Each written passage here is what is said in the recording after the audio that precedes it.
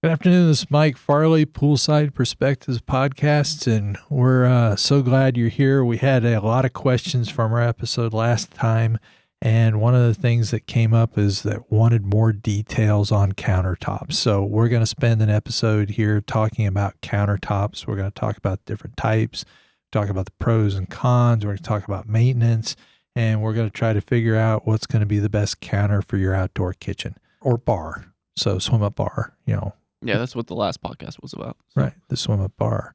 That is a countertop.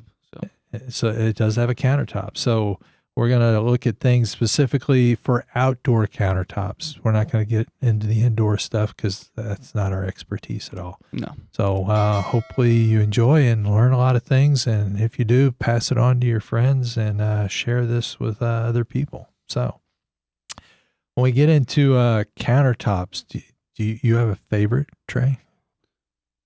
I don't know if I have a favorite. There's so many different types. We talked about the swim up bar last podcast, and that's probably my favorite bar top structure. Just because I like that aspect of it. What about you? So from a material standpoint, okay, materials. For an outdoor countertop, so there's a lot of things that people do, and there's two thought processes. There's the function of it and how pretty it looks. Yeah. And so with countertops, my feeling is we're going to be serving food on it. We're going to be prepping food on it. Yep. We're going to have drinks on it. We're going to stain it horribly over a period of time.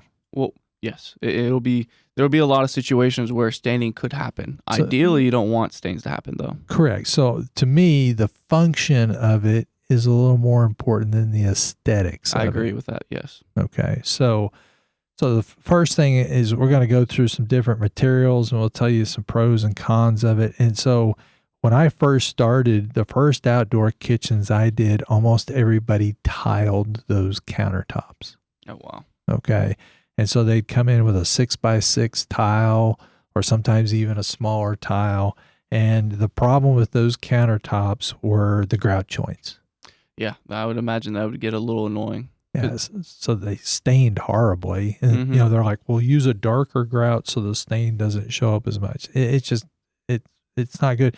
The other thing is, just having a smooth material versus something that's segmented up into 25 different pieces or 50 different pieces or 100 different pieces. A smooth material looks a lot better and functions a lot better than something that's done out of a lot of pieces of something. Yeah, you just don't have that edge that catches something. I get very annoyed when I'm eating and I'm moving, because I move stuff around all the time. I'm moving my phone, my laptop, my drink, or whatever it might be to have it as optimal as possible in the position I want to be in. And having my drink caught on a grout joint and spilling on my computer is, that'd be terrible. But that's more likely to happen with the grout joint. The other thing is, in certain parts of the country, the grout joint becomes more susceptible to freeze damage. Yes, it does. And so you're just going to have something that's going to be a problem over a period of time. Now, this is something that a lot of times a homeowner is like, well, I can DIY this. And so that's a good thing. I would suggest you not DIY this, do other things DIY, go hire someone to get a good counter. And the amount of customers we have that don't want to see grout lines in their tile in the pool is amazing. And you imagine just a countertop in general, you don't want to see a grout line. Yeah. So another thing that was really popular when I first got started is they're like, well, whatever's on the edge of the pool, the coping, let's use that for the countertop of the kitchen. Yeah. And so what was real popular back then was Oklahoma flagstone. Oh, yeah. And so some people were like, well, let's put a flagstone countertop on. And I'm like, okay. That's not smooth at all. That's not smooth at all. And so you're going to put your drink on it and, it's going to wobble because this surface isn't even smooth. I mean, at least tile is level. Yes. But, a slab of Oklahoma flagstone has lots of valleys and dips in it and that type of thing. So that was a horrible countertop. But that's what some people wanted way back in the day. So the premium countertop then was to come in with a product that we called Luder's limestone. Oh, okay. Because it was slabs. Yes. and it was sawn, so it was perfectly smooth on top, and we could do a chipped edge or a bullnosed edge or an eased edge on it, so it had some flexibility that could tie in with the rest of the project, but it's still stained. Yeah, those last two products are both porous, flagstone and the looters. So. Right. So you used to have to do a lot of sealing on those, right? Yeah, well, I would be on the back end of jobs, and we would get the punch list, and it would always annoy me because when we had a countertop that had to be sealed for it to not stain as much. A lot of people like the aesthetics of like concrete or looters or whatever it might be because of the imperfections. More so in the concrete with the imperfections, but the staining is crazy. You pour red wine on it, it stains. You leave a lemon there, it changes the texture completely and looks weird. But staining is hard because there's a lot of people that say that some of the stains will work really well. I just always thought it was a messy process. So, and there's some people that are like, well, we only cook out once a month. Yeah. We might cook out 3 times a year. And so we'd rather it look pretty and match all the other things than use something different. That used to be a prevalent situation because I think there wasn't as much variety of things to select from. Yeah. And so there's a lot more today. And so most people can find something that's still pretty, that's still much more functional than a limestone countertop. Now, in certain parts of the country, they're using bluestone because that's what's available. Okay. Some part of the country, they're using marble because that's what's available. Those are all really soft. They're all really going to have problems with staining. And so they're not great countertops to use. And then you also have, like you said, there wasn't a lot of options back in the day. Now you have options that simulate the same aesthetic of marble and all these other materials that are very soft, but they're hard, like Dekton. Correct. So concrete, was that something you so seen a little? I've seen a couple concrete countertops. I think the pros of concrete is that, like we were talking about the grout joints, you don't have that because you can pour it in place. You can also have it fabricated, off-site and then install it later. So there are a lot of pros to the concrete. It's cool to the touch. And that's also another thing. When we're talking about countertops, are we talking exposed countertops? Are we talking we're having a roof over it? Because that changes things because of the temperature of a countertop. One can be, look very, very nice, but it gets really hot.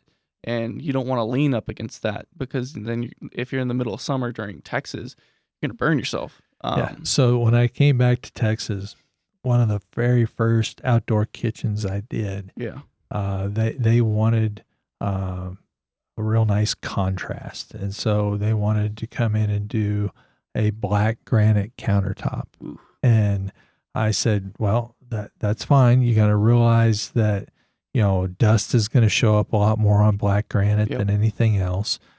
So, you're in a new subdivision and there's construction going on all around you. So there's going to be dust all the time. They're like, that's fine. I said, it's going to be a little bit warmer than anything else. And this was a kitchen counter that was not covered. Okay. It was in the sun and it faced the west. Oof. So the first day that it was done and we were over there talking with the homeowner, and I leaned over and leaned onto that countertop. I thought I got 2nd-degree burns. That's probably the last time you leaned on that countertop. That was the last time I leaned on that countertop. So, it's just certain materials are going to be much warmer than other materials. Yes. And certain products, a lighter color is always cooler than a darker color. You get a white porcelain, it's not going to be as hot as a black granite. So again, different products are going to be different temperatures. So you need to understand that there's going to be a temperature range in the product, but then there's a range from product to product. So you have to decide what you're comfortable with. Now, with that example, I said granite is typically a cooler product than porcelain, is it? So, or am I wrong? I could be wrong. So it just depends on the porcelain product that you were talking about. Okay. So that makes sense. But another material that's used a lot in certain parts of the country, it's not used a lot around here, but it's called soapstone. Mm-hmm. And it's quarried a lot in Vermont, Virginia. So back east, it's used a lot. And the cool thing about it is a non-porous material. Yes. And so the staining aspects of it, I'd imagine you wouldn't have to seal it every year, like you don't have to seal concrete it. or flagstone. Right. So the concrete, yes, you're resealing that all the time. The other problem about concrete is it cracks. Yes. And so that's something you have to be careful about. Now, there's a guy that we should have on here that he does a lot of concrete countertops. He does a lot of outdoor kitchens. Anyway, it's somebody we ought to check out in the future for interviewing on the podcast. But anyway, the soapstone is something that I just think isn't popular around here because of the shipping aspects of it. But I understand there's really good things about that. The other one that's I haven't run into personally, and again, I think it's probably certain parts of the country where you may have more timber than we do here in Texas, is butcher block. Yeah, butcher block is very popular. Yeah, so it depends on the type of wood that you make it out of, on how well it would hold up outside. Exactly, and there's other kinds of wood countertops you can use, not just butcher block, that are popular, but it all derives from the quality of the wood, the density and all that, all the properties. A big thing though with the concrete, I know porous materials, they have bacteria settles into them a little bit easier just because they're porous. So it's like from a sanitation aspect of having a countertop, that's something that plays a part in picking what you want. So the two that predominantly get used now in our marketplace is Granite and Dekton. Yes. So there's really good advantages to both of those products, but they hold up extremely well in the outside situation. So, and that's what we're talking about is outside. Yeah, freeze damage is a big role with what we pick. So a lot of stuff inside the house that's very beautiful might not hold up outside. Correct. In Texas, for us at least. Is there a reason they pick Granite over Dekton or vice versa, that type of situation? I think most common selections from just our experience, I see customers and they will hover towards the Dekton because of the aesthetic of it, because they'll be like, oh wow, this is the Dekton, because we'll have that countertop outside, and a lot of people do like that that selection, the black rustic look, and they don't realize that's Dekton at first until we explain to them that it is, and then also the benefit of it being like very, very sturdy is and there's some that look just like marble. Yes. There's some that look like almost every product that you can think of in every color range you can think of. I mean, I think there's like 80 different colors of Dekton. Yeah, and simplistic design is very popular nowadays with less motion in their materials, and so you can get a simple black, a pure white, or something that looks more real. Now, the first thing a lot of people ask me is, what is Dekton? Yeah. I mean, is it a natural material or is it a fabricated material? What is it itself? Is it a resin or what is it? So what they do is they take glass, they take porcelain, and they take quartz, and they basically heat them down and to a very high temperature, and then they put it under very high compression, and that's how they form Dekton. It's made by Constantino, Yes. which is a company that's in Spain. So the first thing a lot of people ask me is it cheaper to use Dekton or is it cheaper to use quartz? And I mean Granite, and it's made in Spain, so it has to be made there and shipped here. So it's more expensive than Granite just because of that. Yeah. But the other thing is the Dekton, because of its manufacturing and the qualities of it, which are really nice, it is very hard to fabricate with. Yeah, it's different than Granite. So when it first came out, the first client that I had two clients in 1 year. One was from Chicago and one was from Jersey. And they're like, we want Dekton. And I'm like, what are you talking about? What's Dekton? And they're like, well, it's this great material that we don't have any problems with in the freezing temperatures in Chicago and in New Jersey. And I was like, okay. Well, let me check into this stuff. Well, I couldn't find it anywhere to begin with. I finally found it at Home Depot, which was really kind of a strange situation. But they had about 8 different colors, but then I started checking it out, and there was a lot more than 8 available. But you had to special order it, and it had to be ordered from Spain, and so that type situation. Well, now it's readily available. The only problem we ever had was during COVID, getting it shipped in. Towards the end of COVID, the supplies were fairly limited because they weren't allowing shipments in. Yeah. And once that finished off, now we have it readily available, and it comes in a lot of different materials and colors. And you've got, slabs that range from 55 inches to 126 inches, so you can get big pieces. The nice thing about it also is just because of how strong it is, it has a 25-year warranty. Wow. I didn't know that. That's crazy. So it's a material that a lot of people are like, I know it's harder to fabricate with, so it costs more there, and the material costs more. But if you look at the long term of something and how well it's going to hold up and how well it's going to last, it may not be more expensive than some of the other alternative materials that you're considering because of the replacement and the maintenance costs that go into those.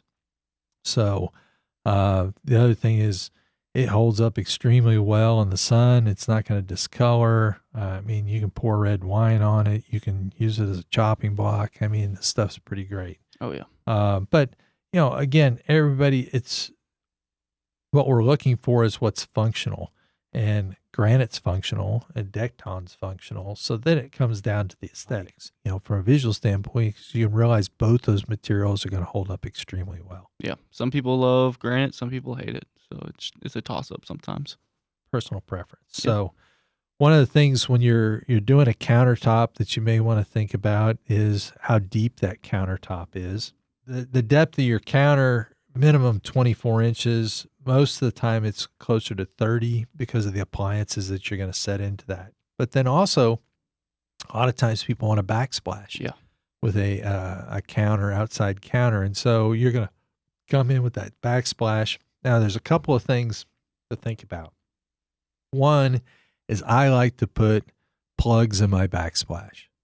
Okay. So electrical plugs. Yeah. Electrical plugs in the backsplash. And what I have to put outdoors has to have a certain, in Texas, has to have a cover over it. Yeah. So that plug, which used to be, I could do a 6-inch backsplash and the plug would fit in it. Now with that cover, it's closer to 7 to 8 inches in height, closer to 8, actually, correct. And so one of the things when you tell somebody they're getting a 36-inch counter and their backsplash is 42, that's not actually the case. Backsplash is actually going to be closer to 44. Yeah. So I had some clients several years ago, they weren't real tall people. Yeah. And so they wanted 42 was max. And I was like, oh, no problem. And I didn't realize that they changed the code and we were required to do these covers now. And so they went out there and they built their backsplashes at 44. They're like not happy at all. Surprise. So it's just something you have to be aware of is what you're doing and what restrictions go with that. So, maybe it's not 36 and 44, but the thing everybody's like, well, just shrink the counter down. If they're shorter individuals, just make it shorter. Yeah. The fridge. Oh. The fridges won't fit underneath it because most standard fridges are a certain height and you can't get it down lower and get the countertop and all that on there. So there's all these things you have to think about to make sure all the math works on your height of your counters and your backsplash. Now, a lot of times we're doing a counter that's actually table height from a function standpoint. Typical counter, which is 30 inches tall. Typical counter is 36 and typical bar height is 42. So you're going to work with those dimensions as well as your depth dimensions to come up with the best situation. Now, one thing also, if we're doing a backsplash and we're going to use it with a bar stool, we're not going to put a 6-inch cap on that. We're going to come in and put something that's got a overhang on it as well. Yeah. So I like 9 inches as a minimum. You have a preference? Not really. Okay. So somewhere 9 to 12 inches. A lot of times people want an overhang that size so you can comfortably square up at the bar and your legs can be underneath the, backsplash, and that all works out well. Yeah. Otherwise, you're sitting side saddle on your stool because your legs won't go under. So it makes it a little bit more awkward for conversation, especially somebody that's next to you and behind you if you're sitting side saddle. Yeah, I think the bigger the better. But some people are like we talked about in the last podcast, tossing that drink a long ways can be annoying. We're going to take a break here for a second and get into outdoor living. So with outdoor living, we like to go to barbecue bits here. We're going to share some information of everything that you may want to consider in your outdoor living space as far as features, especially for the kitchen. Hope you enjoy this. So after we've cooked everything, a lot of times we need to cut it up. So do you have people set up anything in particular for cutting boards? When we do vegetables and meats, we found a value-added piece is the layover cutting boards that you can get with sinks. Okay. Cutting boards are like a toothbrush. It's kind of a personal buy. We've seen that. This you can use over the sink that's existing there. Also, there's companies that make custom cutting boards with their last names and Right. state of Texas or wherever you're from. But they've gained popularity, and the larger, the better. But something that's not cumbersome that acts also as a dust cover is the cutting board that goes over this particular sink. So that's the one of preference for most people right now. It really is, because it's an afterthought until they see it, and it's a great idea. And we know with sinks, if you have a lid over the top, it just keeps dust and debris from getting inside that, which just makes sense. And it goes hand in hand with the sink. Awesome. Yep. Well, appreciate that detail. Yep, absolutely. So I hope you enjoyed the barbecue bits that we just featured today, and we'll have more coming up next week. If there's something in particular that you're interested for, let us know, and we'll get back into the episode now. One thing also with the edge of the material that happens a lot is it's a trend right now is we'll take the countertop and we'll do what's called a waterfall edge, and we'll take the material down the side on both sides for your veneer. So your veneer on the sides of the counter plus the top of the counter are all the same material. It's a really cool look. Yeah, it makes it look like it was just built out of this material. Big block. Yeah, I like it a lot. White stone, it's a good look with too. That's very popular in Texas. But you can do anything really. So the veining that sometimes goes through the top and then goes over the side, and it's one continuous thing, that's some really nice craftsmanship when that occurs. Yeah. So just a detail that you may want to consider. Along with your edges of your granite come in a lot of different details as well. Yes. They do. So your thicknesses come with Dekton in 8 millimeter, 12 millimeter, 20 millimeter, and 30 millimeters. So one of the things, it comes really thin. So that's one detail you want to point out to a client is how thick are we, so we're all on the same page with that, because granite's typically a thicker material. And so with granite, there's all kinds of edge details that you can use. You can have an eased, you can have a quarter round, you can have a rounded top and bottom, you can full bull nose, you can have a demi bull nose, you can have a half bull nose, you can have a half quarter bevel or a half bevel. So there's all these different things. There's coves, and there's, cove to point, and you can get into, waterfall, and there's all these different edges. When you sell a product, you need to understand all the details that the homeowner's expecting, because you want to make sure you understand the thickness that they are expecting, and you want to understand the edge detail that they're wanting to put on this material, because sometimes you can't put that detail on a material. Yeah. Okay. So if I get into the OG bull nose, Well, that probably can't be put on, some materials. What's the difference between a bullnose and OG bullnose? I'm just curious.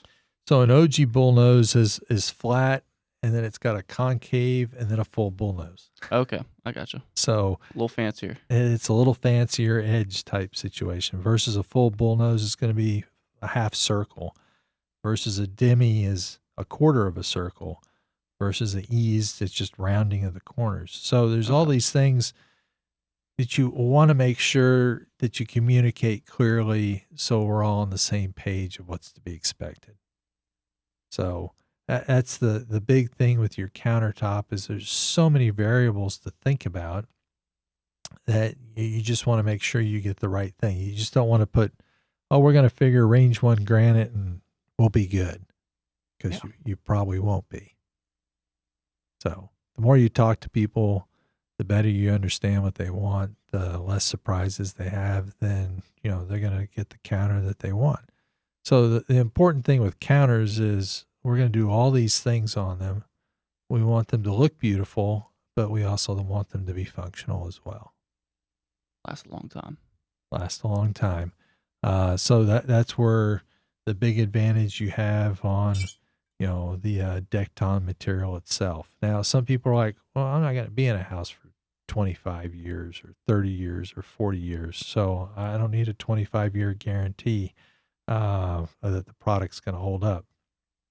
And some people like to remodel things. So, plan accordingly and you'll end up with your ideal situation.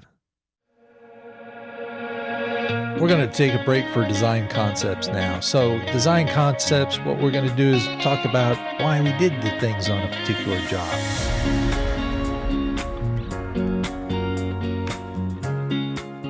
So I want to do a design concept. Tell me about a design that you've done in the past. Just go in detail on any design that pops in your head because of the topic we've been talking about. So this particular project is in a tiny lot.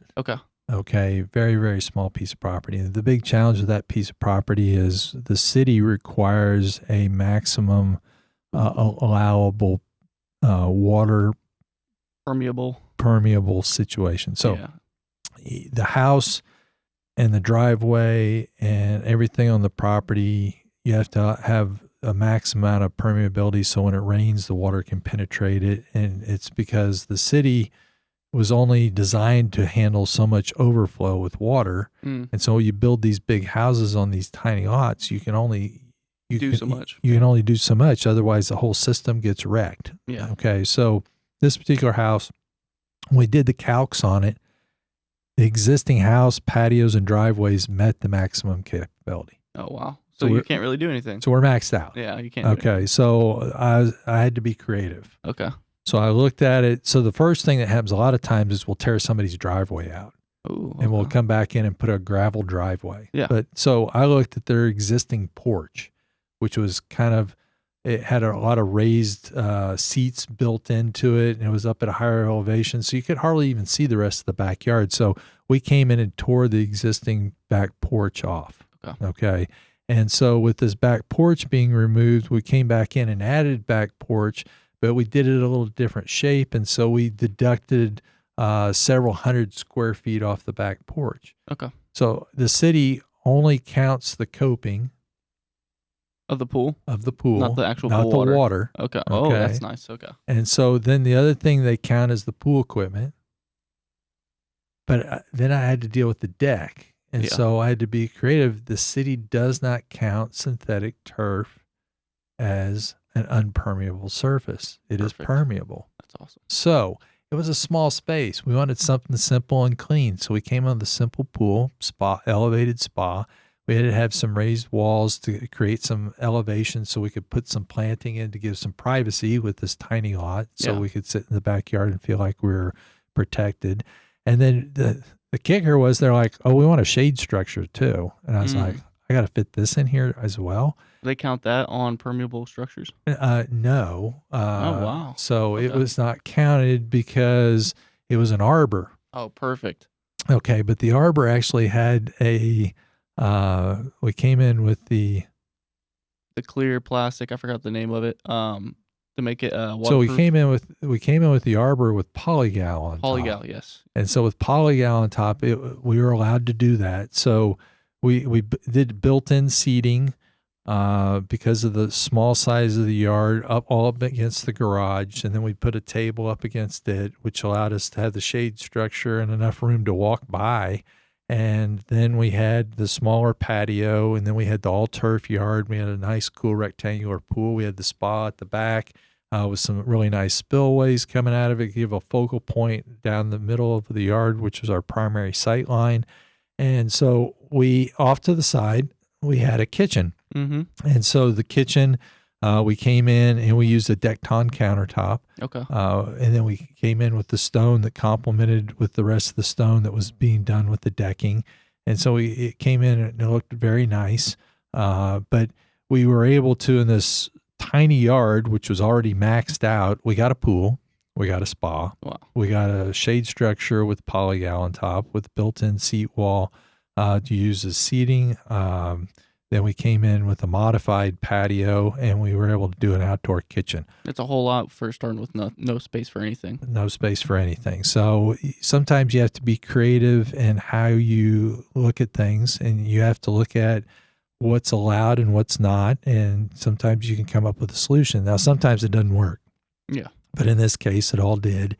And it had a really cool, it was a simple kitchen. But it served this family's use, and with the Dekton countertop, it blended in nicely with the other materials, it was a really light color, and the pool was really light, so it was light and bright in the center of this turf area, and it was a fabulous space for this family. One small detail that you left out was the boxwood on the wrought iron gate, and I love that detail because we've only done it on so many jobs. And that one's really cool. So the city required, because this was a rear access. Yes. Okay. So when the gate opens up, you still have to have a fence in between the driveway and the pool area. The fence has to be 6 foot tall. Yeah. And so what we did is we used synthetic boxwood on both sides of it. So when you're in the driveway, you're looking at a boxwood hedge. When you're in the pool area, you're looking at a boxwood hedge. And the gate is camouflaged in there so you can open it up and go through. So yeah, that's a cool detail. I forgot. Yeah, but it hides because it's in Dallas and it has the industrial alley, to get to the back driveway. So it just hides that. So you're in like a little oasis with this boxwood screen, the big green wall almost. It's a very garden feel in this backyard, which there's a lot of privacy, and there's it doesn't seem like it's just wall-to-wall paving, because it's not. So there's very little paving actually in the backyard. So it's a cool space. So thank you everyone for watching or listening. Whatever platform you're listening on, make sure you give us a rating. We would really help. That would really help us a lot. And if you're on YouTube, make sure you comment down below your questions. If you're not on YouTube, you can always reach us on social media at Poolside Perspective. So anything else you want to say? All questions are good questions. Yes. And so let us know. And if it's good information, pass it on to your friends. And basically, we deal with everything that's outdoor living related and pool related. So if it's outside of the four walls of the house, let us know what your questions are, and we'll get you some information on it. Yeah. From simple stuff to simply crazy, we deal with it all. Thanks a lot.